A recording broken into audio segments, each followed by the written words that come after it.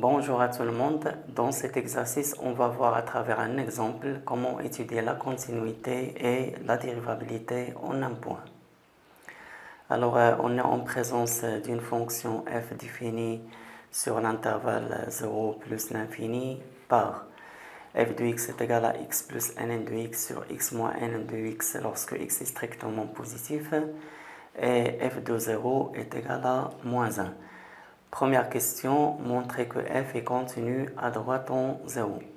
Et la deuxième question, étudier la dérivabilité de f à droite en 0 et donner l'interprétation géométrique du résultat. Alors, dans la première question, on doit montrer que f est continu à droite en 0. Donc, il suffit de montrer que la limite de f de x, lorsque x tend vers 0 plus, est égale à l'image de 0.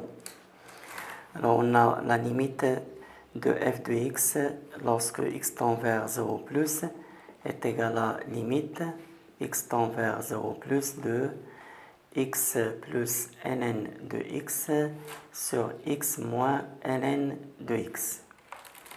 Et on sait que la limite de ln de x en 0 plus c'est moins l'infini. Donc ici, moins l'infini plus 0 c'est moins l'infini.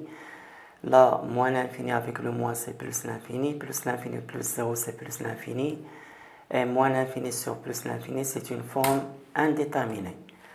Alors là, pour enlever l'indétermination, il suffit de factoriser par ln de x, numérateur et dénominateur. Donc au numérateur, si on factorise par ln de x, on aura ln de x facteur de x sur ln de x, moins, bien plus 1, pardon, sur ln de x, facteur de x sur ln de x, moins 1. Alors, si je simplifie par ln de x, il reste x sur ln de x plus 1 divisé par x sur ln de x moins 1 et x tend vers 0 plus. Alors, on a x tend vers 0 plus, donc ln de x ici, elle tend vers moins l'infini. Et là, 0. Et 0 sur moins l'infini, c'est 0. Et là, 0 plus 1, c'est 1. Là aussi, x sur ln de x, ça donne 0. 0 moins 1, c'est moins 1. Et 1 sur moins 1 est égal à moins 1. Et d'après les données, moins 1, c'est exactement l'image de 0. Donc en fait, on a montré que la limite de f de x lorsque x tend vers 0 plus est égale à l'image de 0. Donc f est bien continu à droite en 0. Pour la deuxième question, on doit étudier la dérivabilité de f à droite en 0.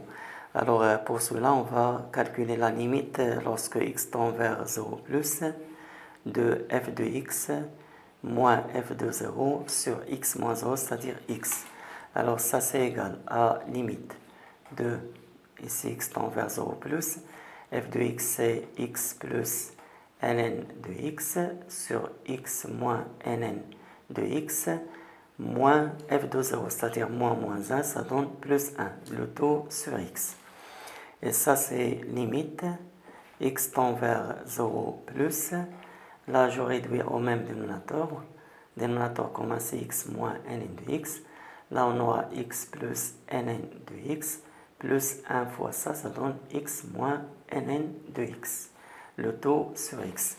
Et ça donne limite x tend vers 0 plus de la ln de x moins ln de x, c'est 0. Elle reste x plus x 2x sur x moins ln de x, le taux sur x.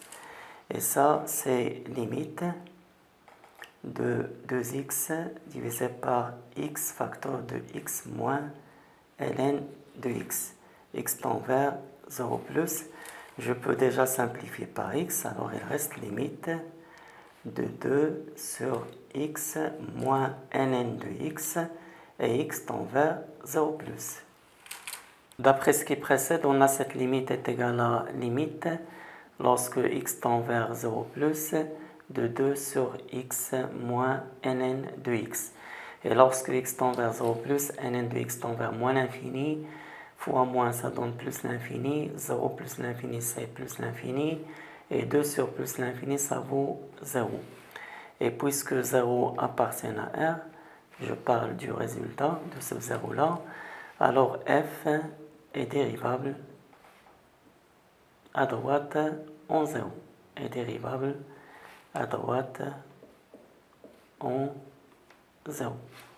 Et pour l'interprétation géométrique du résultat, on a CF admet dans ce cas une demi-tangente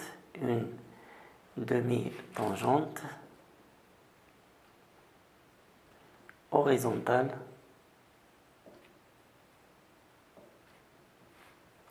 à droite au point grand A de coordonnées 0 et l'image de 0 c'est -1. Merci pour votre attention, à bientôt et à la prochaine.